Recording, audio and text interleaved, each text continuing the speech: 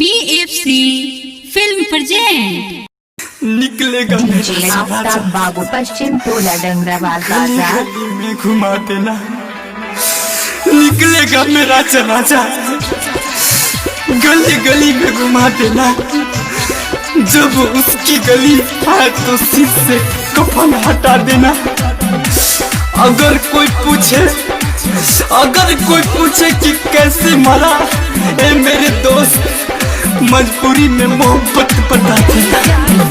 तो हडोली उठाता हमारा रथी उठाता, तो हडोली उठाता हमारा रथी उठाता। अब तोहरा से कुछ ना कहा कि हमारा नती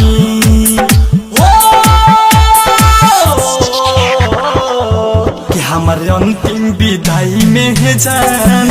मुस्कुरा के तू कर दहा जहान, हमारे अंतिम विदाई में है जान। मुस्कुरा के तू कर दहा जहान।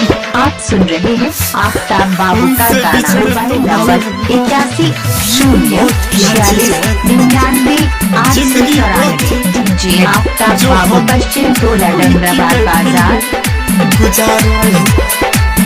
तो हरिला जियम तो हरिला मरम, मथवा पर हाथ धके खैलू कसम। जी आफ्ताब बाबू तो हरिला जियम तो हरिला मरम, मथवा पर हाथ धके खैलू कसम, धके खैलू कसम। नाम लिखी के दिल पे सनम, तोड़ देलू लिखल का कलम। नाम लिखी के दिल पे सनम, हथौड़ी देलू लिखल का कलम।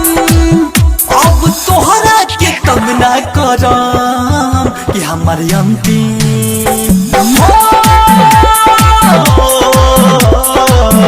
हमारे अंतिम विदाई में जान। मुस्कुरा के तू कर दो। आप सुन रहे हैं आफ्ताब बाबू का प्यार क्या गाना। होता है अगर मुझे मालूम होता तो प्यार मैं कभी नहीं करता, कभी नहीं करता प्यार, कभी नहीं करता। मोरा जिंदगी में आके खूब सपना देखा के हम छीन ले लू जान, बिना माहौर खिया के, माहौर खिया के। मोरा जिंदगी में आके खूब सपना देखा के हम छीन ले लू जान, बिना माहौर खिया के, खिया के। सैल सहना ही पायल सितम, जान संजय के भइल खतम।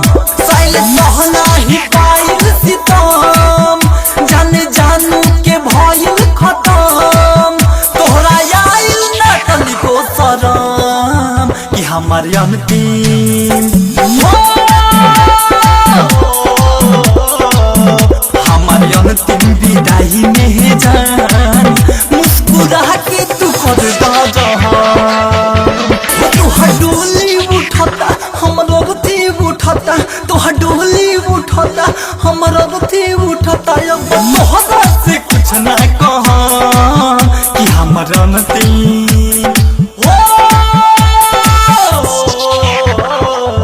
कि हमारे अंतिम विदाई में है जान।